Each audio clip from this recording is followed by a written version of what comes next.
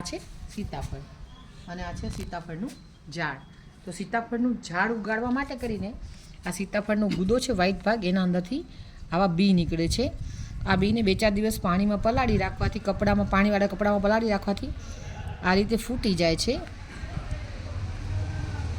અને ત્યારબાદ એને જમીનમાં વાવવાથી એક નવું સીતાફળનું ઝાડ ઉગે છે.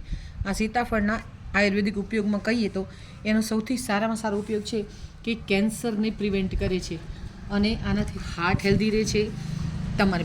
અને તમારી જો ડાયાબિટીસ થઈ હોય તો ઘણા લોકોને ફ્રૂટ્સ ખબર ન પડે કે કયા ખવાય, તો આ ફ્રૂટ ડાયાબિટીસવાળા માણસો પણ ખાઈ શકે છે અને તમારા હાર્ટને મજબૂત રાખે છે, તમારી સ્કિનને સારું રાખે છે અને આનાથી HB લેવલ પણ ઇન્ક્રીઝ થાય છે. અને આની અંદર જે સ્વીટનેસ છે એ આપણા જઠરના અંદર જે બેક્ટેરિયા હોય છે એને ગ્રો કરવામાં પણ મદદરૂપ થાય છે.